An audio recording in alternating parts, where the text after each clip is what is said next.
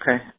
Going into a little bit later, Daz would come and go. You know, he would be on, and then he would leave, and then he would come back.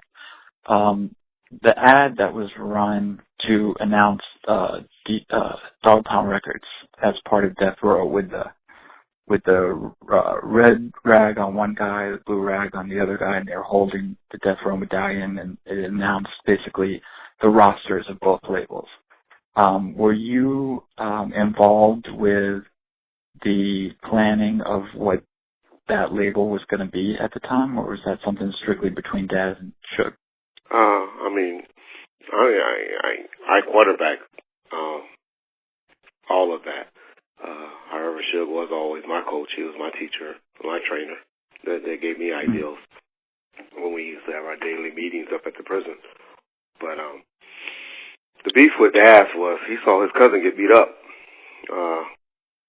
Snoop needed to be talked to, and we went to talk to him, and something happened at the Universal Amphitheater when he thought the No Limit soldiers was going to protect him, and they walked away from him, and there was a talking done to him, and then that's when he ran to the police and got arrested.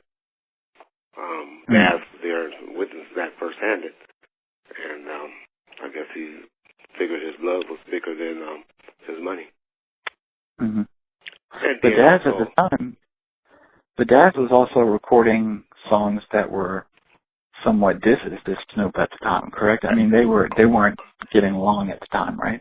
At the time, but I guess once he saw what happened to his cousin, and then plus also, we told him after his solo album came out that we wasn't doing any more albums on him or doing any more videos on him, and I threatened to do an animation, which we ended up doing might sound so crazy, a video that we wanted to do. Right. We was going to do it animated because we didn't think he was a solo artist. We just looked at him as a producer, and he didn't appreciate it being called just a producer. He wanted to be more of a solo artist and a producer. Right. At the time, we didn't feel that Daz could carry or be a solo artist without Corrupt. Mm-hmm. Tell me a little bit about this. You know, I know I was there at the time, so I remember getting calls asking if I knew anything about it. But can you talk a little bit about the way Daz left the final time, and the way he took, you know, the copies of not only his songs, but, you know, the Pac songs, and did the little Machiavelli and Dillinger, you know, bootleg release, and took the Soopafly and took all this and that. Like, what was the whole story with how he was able to, you know, jack everything? I mean, Daz was the in-house producer at the time, so he could call up Pacific Archives and request stuff. Daz is an emotional child. As you'll see how he gets very, very emotional and start making voicemail threats and do a lot of talking and stuff like that.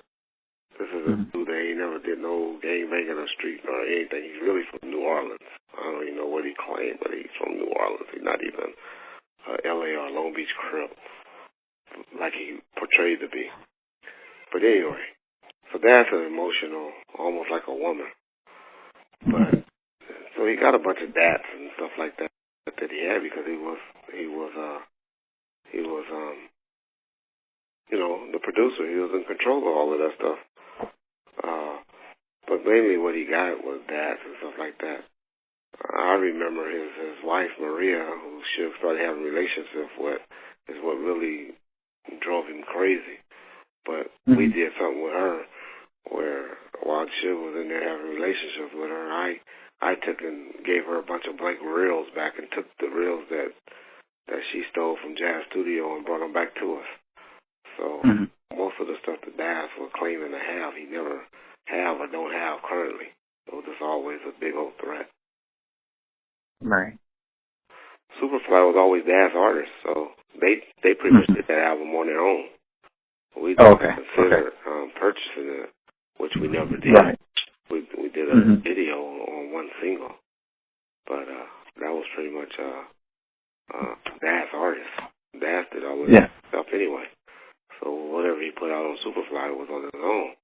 The Tupac stuff where he was talking about doing a Daz and Pac album, that never materialized. You never heard anything from it because he didn't have it anymore. That was just him talking. But I never heard a Daz and Tupac song out there. Yeah, he ended up leaking on the internet, and it was basically just him remixing his verses on Pac songs. Exactly. You know, it was so it wasn't so much stuff that they did together or anything like that.